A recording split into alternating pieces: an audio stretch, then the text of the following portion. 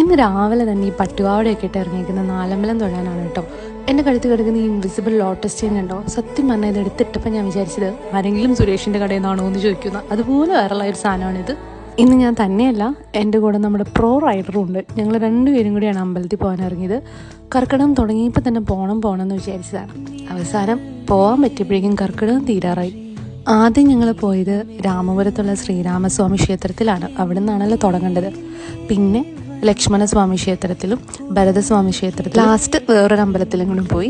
എന്നിട്ട് പിന്നെ എഗെയിൻ ആദ്യം പോയ അമ്പലത്തിലേക്ക് തിരിച്ചു വരും. ഇതാണ് മീനൂട്ട് എന്ന് പറഞ്ഞിട്ടുള്ള സംഭവം. മീനുകൾക്ക് നേർച്ചയായിട്ട് അവലും മലരും ഒക്കെ ഇട്ട് കൊടുക്കുന്നതാണ്. വലിയ വലിയ മീനുകൾ വന്നിട്ടും അത് കഴിക്കുന്നുണ്ട് കേട്ടോ. നല്ല രസമുണ്ടായിരുന്നു കാണാനായിട്ട്. ഇതാണ് ലാസ്റ്റ് പോയ അമ്പലം.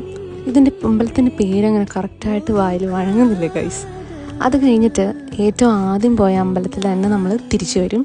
അങ്ങനെ 4-5 അമ്പലത്തിൽ കയറി ക്ഷീണിച്ചു പോയി. ഇനി എന്തെങ്കിലും കഴിക്കണമെന്നുള്ളതിനെക്കുറിച്ചാണ് ഞാൻ ചർച്ച ചെയ്തുകൊണ്ടിരിക്കുന്നത്.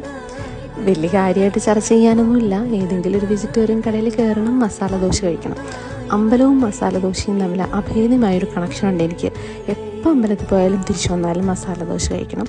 അങ്ങനെ ഒരു കടയിൽ ഞാൻ പറഞ്ഞ് നിർത്തിച്ചു, മസാല ദോശ കഴിച്ചു. അവിടെ നിന്ന് വേഗം തന്നെ പാക്കപ്പ് ചെയ്ത് തിരിച്ചു പോന്നു.